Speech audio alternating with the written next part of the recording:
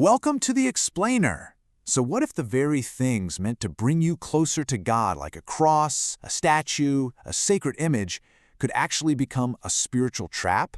I know, it sounds like a total contradiction, but a 16th century text warned of this exact danger. Today we're going to dive into the surprising, hidden risks of holy things. I mean, at first glance, that question makes no sense, right?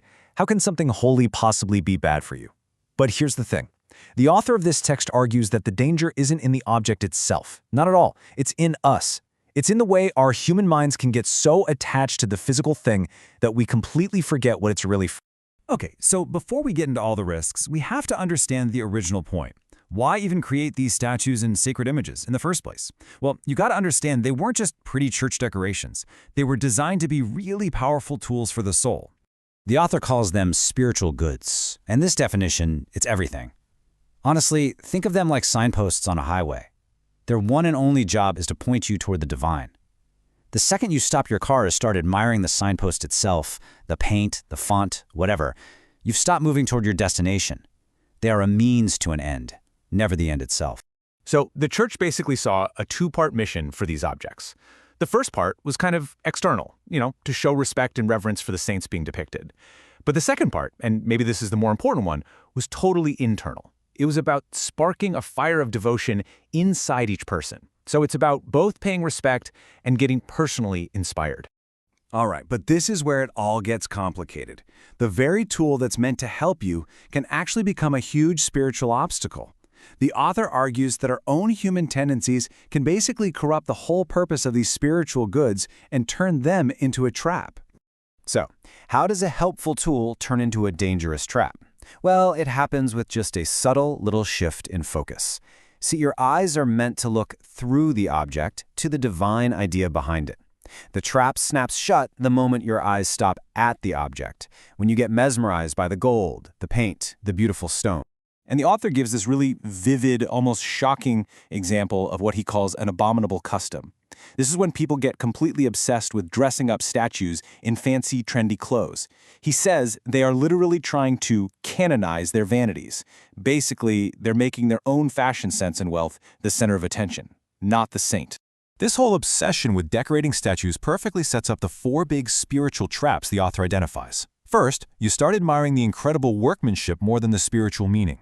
Then comes possessiveness, that whole my church's statue is way better than your church's statue kind of thinking. Third is vain joy, just that simple pride you feel from owning something beautiful and expensive. And finally, the most dangerous one, superstition.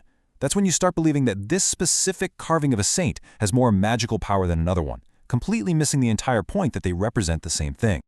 To really hammer this point home, the author uses this powerful comparison to the biblical figures Micah and Laban. For those guys, their idols weren't just religious symbols, they were property. They absolutely lost their minds when they were stolen. And that's the ultimate trap, right? When a sacred object just gets reduced to another thing you own.